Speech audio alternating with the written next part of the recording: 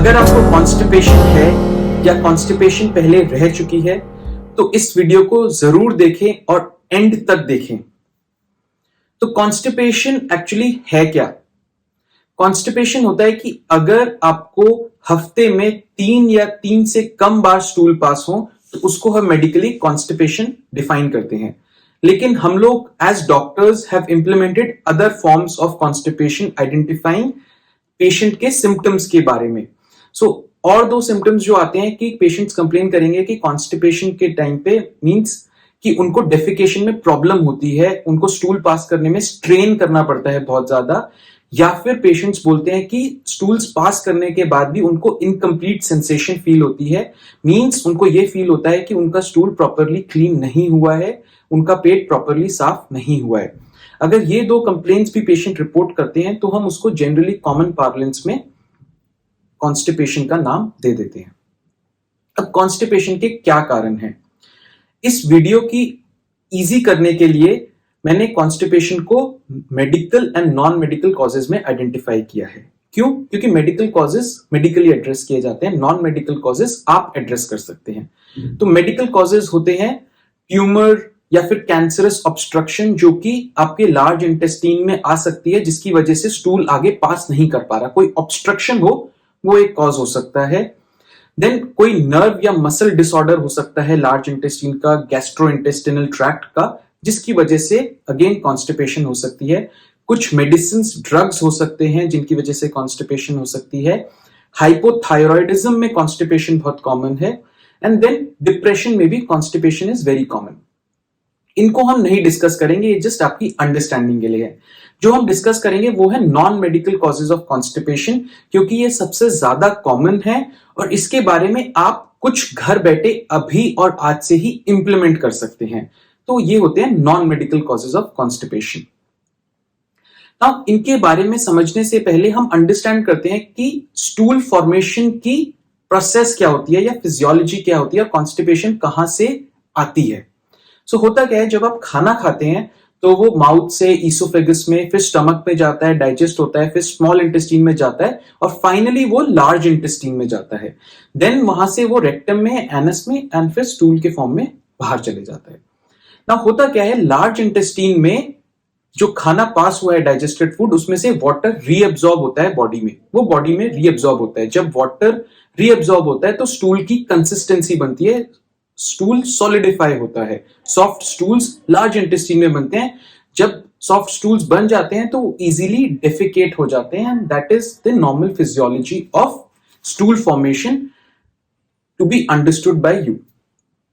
So this brings us to two important factors which are important for bowel movements या फिर defecation के लिए या स्टूल पास करने के लिए important हैं।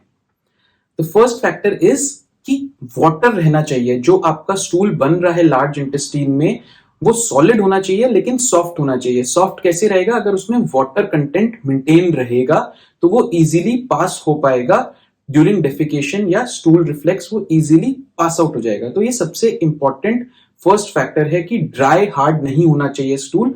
ड्राई हार्ड नहीं होने के लिए उस स्टूल में वाटर कंटेंट रिटेन रहना चाहिए।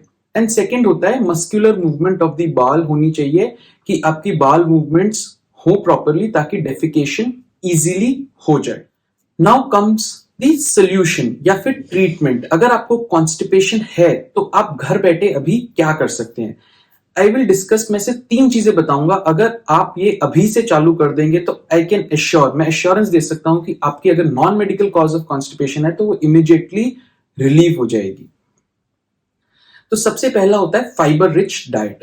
अब फाइबर रिच डाइट क्या होता है? ये एक ऐसी डाइट होती है जो कि हाइग्रोस्कोपिक होती है, मींस ये वाटर को अट्रैक्ट करती है। तो जब fibre rich diet large intestine में जाता है तो होता क्या है, बॉडी वाटर रीअब्सॉर्ब करती है, स्टूल को सॉलिड बनाती है, लेकिन उसको ड्राई नहीं बनाने देती है क्योंकि फाइबर रिच डाइट वाटर को रिटेन भी करती है। तो बॉडी एक तरफ से वाटर खींच रही है, एक तरफ से जो फाइबर रिच डाइट है वो वाटर को रिटेन कर रही है। तो अल्टीमेटली रिजल्ट क्या होता है? स्टूल सॉलिड हो जाता है लेकिन ड्राई नहीं होता है, वो सेमी सॉलिड कंसिस्टेंसी बनी रहती है उसकी। सॉफ्ट सॉलिड स्टूल बोलते हैं हम उसको। अब इंपॉर्टेंट यहां पर नोट करना है कि अगर आप नॉन वेजिटेरियन डाइट खा रहे हैं तो नॉन वेजिटेरियन डाइट में सल्फर होता है जो कि हाइड्रोफोबिक होता है, मींस वो वाटर को रिपेल करता है, वाटर को दूर भेजता है। तो अब जब non vegetarian diet large intestine में जाती है तो होता क्या है कि वो बॉडी तो वाटर रीअब्सॉर्ब कर रही है और नॉन वेजिटेरियन फूड भी वाटर फेंक रहा है कि भाई ले लो water, I don't want water, क्योंकि मैं वाटर से डरता हूं, मैं रिपेल करता हूं। तो होता क्या है, स्टूल सॉलिड होता है लेकिन सॉलिड के साथ साथ ड्राई एंड हार्ड हो जाता है। वो सेमी सॉलिड या फिर सॉफ्ट नहीं रहता है, वो ड्राई हार्ड स्टूल बन जाता है जो लोग नॉन वेजिटेरियन फूड लेते हैं। और इसका रिजल्ट क्या होता है, ड्राई हार्ड स्टूल इंपैक्ट हो जाता है, डेफिकेशन नहीं होती है लोगों को, या फिर डेफिकेशन होती भी है तो उनको बहुत स्ट्रेन लगाना पड़ता है स्टूल पास करने के टाइम पे। तो ये प्रॉब्लम है नॉन वेजिटेरियन फूड को। बट इसका सोल्यूशन ये नहीं है कि आप नॉन वेजिटेरियन फूड खाना बंद कर दें। इसका सोल्यूशन है सेकेंड फैक्टर जो कि है ample amount of water consumption. Generally हम बोलते हैं कि अगर एक एवरेज पर्सन है जो ऑफिस वर्क कर रहा है तो उसको 2.5 to 3 litres water per day consume करना मैंडेटरी है। उसका रीजन क्या है, ये रीजन कि होता क्या है, लार्ज इंटेस्टाइन में वाटर रीअब्सॉर्ब हो रहा है, तो आप फूड के साथ साथ जितना वाटर इनटेक करेंगे तो वाटर लार्ज इंटेस्टाइन में रहेगा, तो वो अल्टीमेटली क्या रिजल्ट करेगा, क्योंकि बॉडी की एक लिमिटेड क्षमता होगी लार्ज इंटेस्टाइन में वाटर को रीअब्सॉर्ब करने की। तो होगा क्या कि स्टूल आपका सॉलिडिफाई होगा लेकिन वो सॉफ्ट रहेगा, वो हार्ड नहीं बनेगा। इवन दो आप नॉनवेज भी खा रहे हैं तो सफिशिएंट वाटर कंटेंट अगर स्टूल में मेंटेन्ड है तो आपको कॉन्स्टिपेशन की प्रॉब्लम नहीं होगी। स्टूल हमेशा सॉलिड एंड सॉफ्ट रहेगा। नाउ थर्ड इंपॉर्टेंट फैक्टर है एक्सरसाइज।